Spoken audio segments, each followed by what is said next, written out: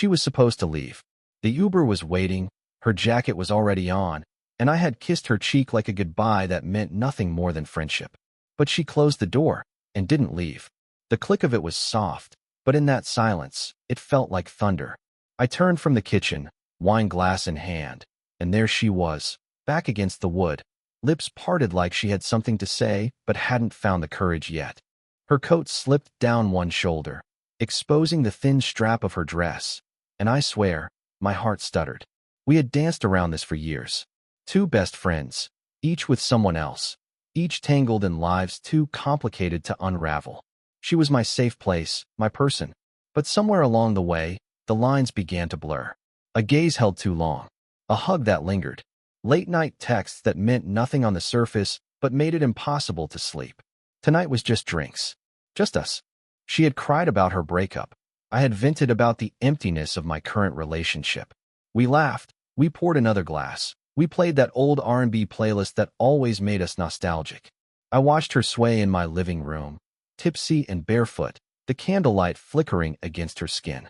Then came the moment. That small, breathless space where things shift. She looked at me like she was remembering something she shouldn't. And I didn't stop her. Our fingers brushed over the wine bottle, over nothing. But it felt like too much. So I walked her to the door. Because I thought I should. Because I knew what would happen if she stayed. But she didn't leave. "I can't go," she said softly.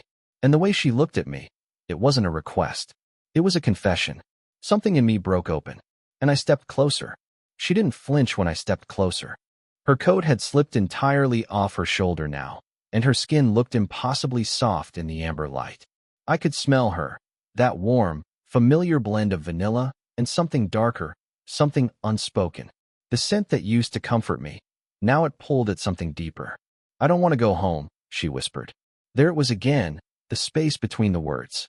The way she said home, like it wasn't a place, but a loneliness. And suddenly, I felt how long it had been since someone looked at me the way she did now. Like I wasn't just familiar, I was necessary. I didn't ask why. I didn't offer the couch. I just looked at her, really looked. She had mascara smudged slightly under one eye. Her lips were stained burgundy from the wine. And there was something in her posture, tense, bracing, but also daring. Like she'd already decided what she wanted and was just waiting to see if I'd let it happen. My fingers brushed her wrist. Not an accident this time. She inhaled sharply, and I felt it, that current between us. A low, steady hum that had always been there, buried beneath years of being careful.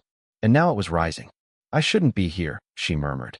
"But you are," I said, my voice lower than I expected, rough with something I hadn't let myself feel in so long.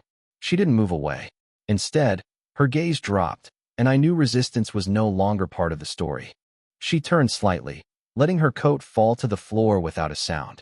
Her bare shoulder caught the light, and for a second, everything around us vanished. No relationships, no rules, just breath and heat and the weight of everything we'd never said. I touched her arm, slowly, like asking a question. She leaned into it like an answer.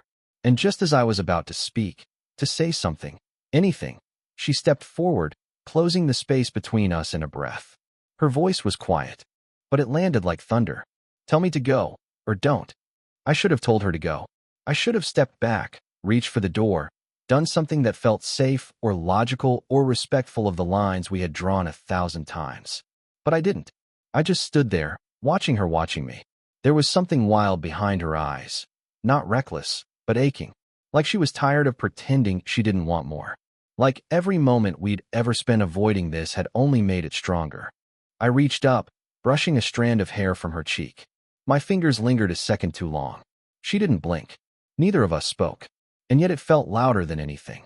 My thumb moved, almost on its own, tracing the edge of her jaw, down to the curve of her neck. She tilted her head, so slightly, an invitation disguised as stillness. Her skin was warm, warmer than it should have been. Like all the heat we'd buried for years had finally surfaced.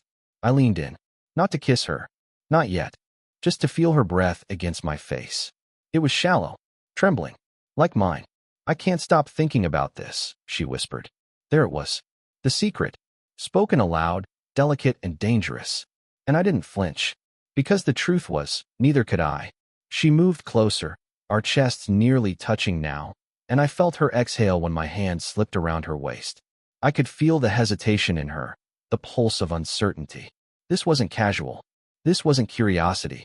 It was a kind of surrender, of friendship, of rules, of all the carefully drawn boundaries we'd once sworn to protect. But they didn't matter here. Not anymore. Not in this room. Not with her lips, so close I could feel every unspoken word trembling between us. And just when I thought she'd close the space, she stopped. Her hand found mine, and slowly, deliberately, she guided it under the strap of her dress. Her voice was a breath, barely audible. "If you touch me like that, there's no going back." I didn't answer right away, because part of me knew she wasn't asking for a promise. She was asking for permission to fall, and I was already falling with her. The strap slid down her shoulder like it had been waiting for this moment too. There was no rush, only gravity and silence, and the way her eyes followed my every move like she was memorizing this version of me. The one who didn't hide how much he wanted her. The one who wasn't afraid of what came next. My fingers trembled when I touched her again, not because I was nervous, but because I was holding something fragile. Not her body, her trust. Every inch of skin I uncovered felt like a secret I wasn't sure I deserved to know.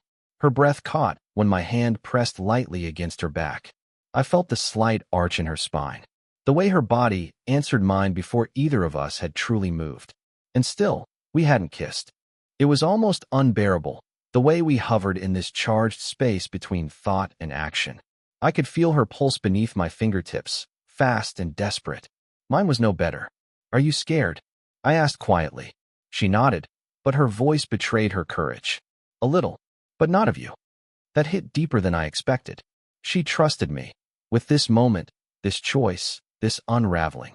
So I didn't pull her into me, not yet. I let my hands do what my mouth hadn't. I traced the curve of her hip, the slope of her lower back, the warm hollow beneath her ribs. I felt her shift under me, her breath stuttering as if her body was trying to keep up with something ancient. It wasn't just desire.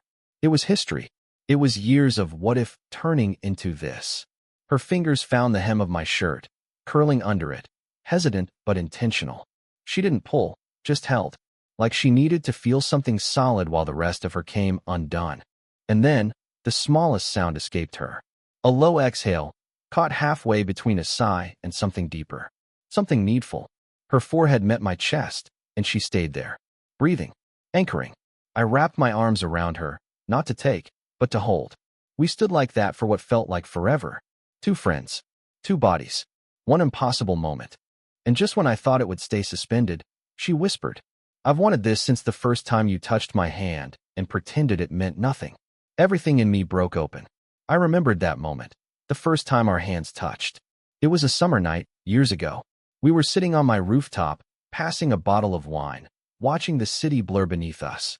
Her fingers brushed mine, and it had been such a simple thing. A nothing thing. But I couldn't stop thinking about it for days. And now here we were, years later, standing in the shadow of all the things we never said, finally daring to speak without words. I felt it too, I told her. Her head tilted up, and our eyes met. Not as friends, not as something safe, but as people who had been orbiting each other for far too long. And then, finally, I kissed her. Soft, slow, like we were both afraid we'd disappear if it moved too fast. Her lips were warm, trembling. She tasted like wine and memories, like something I'd been craving but never allowed myself to want. Her hands curled into my shirt, pulling me just enough to say, "Don't stop." But still, it wasn't hurried. This wasn't lust. This was need, wrapped in reverence. We kissed like we were building something, breath by breath. Like we were memorizing each other, not just with our mouths, but with our bodies. Her hands moved over me like she was rediscovering someone she thought she knew. And mine couldn't stop shaking. She noticed. Her fingers found my wrist and held it steady. "You don't have to be afraid," she whispered. "Not with me." And that broke something in me. Because I wasn't afraid of her. I was afraid of what this meant. Of what we'd lose if we crossed this line. But she was already there, standing in the fire, reaching for me like she knew the risk and wanted it anyway. We fell onto the couch in a tangle of limbs and silence, the music still playing softly in the background like a memory. The air smelled like lavender and candle wax and skin. And for the first time, I let myself hold her like I'd imagined too many times to count. I kissed the space beneath her ear. Her breath caught. Her nails dug lightly into my shoulder. She looked at me like I was the answer to every question she was afraid to ask. But just as our bodies began to move and sink, just as I thought nothing could stop this now, she whispered something that froze me. I dreamed about this, but it wasn't just me in the dream. I pulled back slightly, blinking. What do you mean? She bit her lip, and her answer made the room spin. Her voice was almost too soft to hear. I dreamed about you and her. At first, I didn't understand. My mind was still caught in the curve of her body, the heat of her skin, the ache of finally having her this close. But her words echoed louder than the room could hold. Her. There was only one her she could have met. My girlfriend. The one I'd been with out of comfort more than love. The one I told myself was enough, even when I knew she wasn't. The one who was out of town, blissfully unaware that the woman curled up against me now, my best friend, had just crossed a line with me so deep, there was no return. I stared at her, my heart thudding like it knew something I hadn't admitted yet. She was watching, she continued, eyes flickering. In the dream. She wasn't angry. She wanted it. She wanted to be part of it. A slow, dizzying silence filled the space. I sat back, my body still thrumming from her touch, but my mind racing. I didn't expect that. Not from her. She wasn't bold like that. She was emotional, intense, tender. But this? It wasn't just desire. It was confession, and maybe even an invitation. I don't know why I told you that, she said, covering her face with her hands. God, I've ruined everything. No, I said quickly, gently. I pulled her hands away, holding them tight. You haven't ruined anything. I didn't know what this meant. If it was real. If it was just a fantasy spoken aloud in a moment too electric to hold anything back. But I knew this. I wasn't repelled. I was intrigued. And that scared me. What are you saying? I asked. She looked at me, suddenly shy. I think, part of me always wondered what it would be like. All three of us. Not out of jealousy. Out of something else. A silence pulsed between us. Not uncomfortable, just heavy. Charged. And then, the twist inside me turned into something darker. Something honest. Because she wasn't the only one who'd thought about it. Not exactly like that. But I caught glances. Moments between them. The way my girlfriend once joked. You two have better chemistry than we do.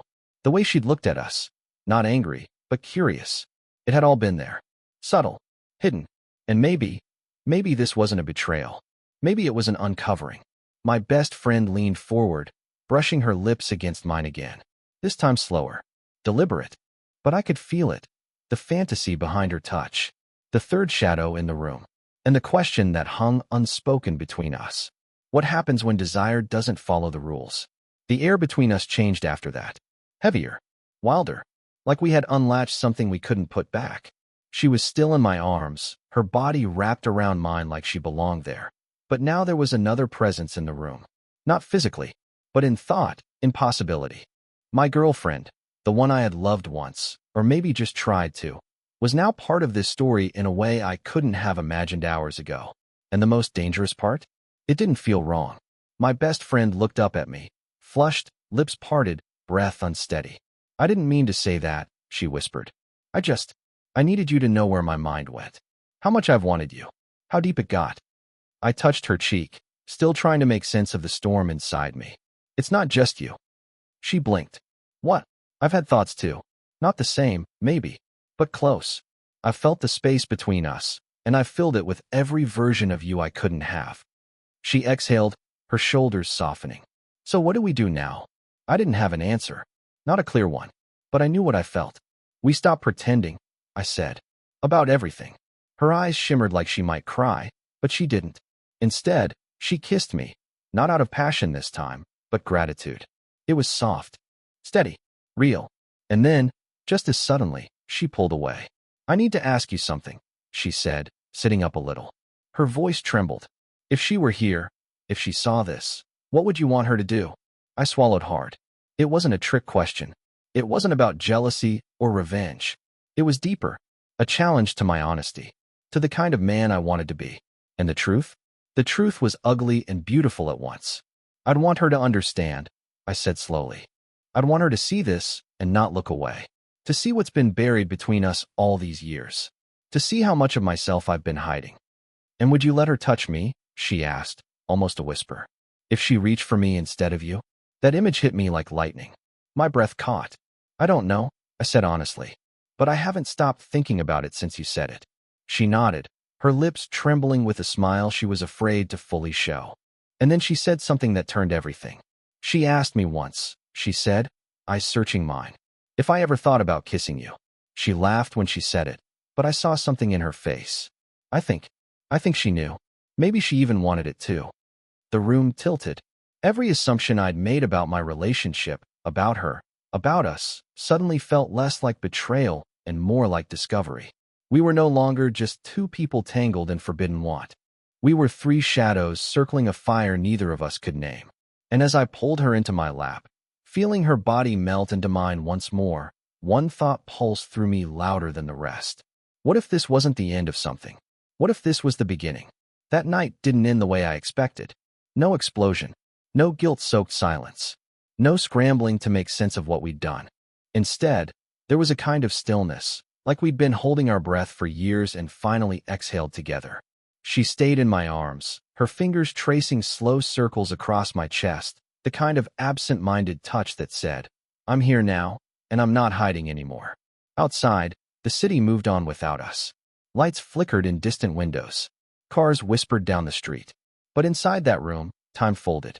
We weren't just two friends who'd crossed a line. We were something older, something deeper, a story still being written. I don't want to be a secret, she whispered against my skin. You're not, I said, my voice hoarse. You never were. That was the truth I'd been running from. She wasn't some spontaneous mistake. She was the gravity I kept resisting, the feeling that refused to leave, even when I tried to bury it under obligation and routine. But it wasn't just about us anymore. There was still her, my girlfriend, the third strand in this tangled thread. And instead of feeling shame, I felt curiosity, honesty, even a kind of reverence for what we might uncover if we stopped pretending we were simple. I think she knew, I said quietly. She always did. She just didn't ask because she didn't want the answer. She looked up at me, eyes soft, unreadable. What happens now? I thought about it. Not just the logistics, the breakup, the conversations, the fallout, but the truth, the real shape of this desire we had uncorked. I don't want to lose you, I said. You won't, she whispered. Unless you pretend this didn't matter. It mattered. God, it mattered more than I could say.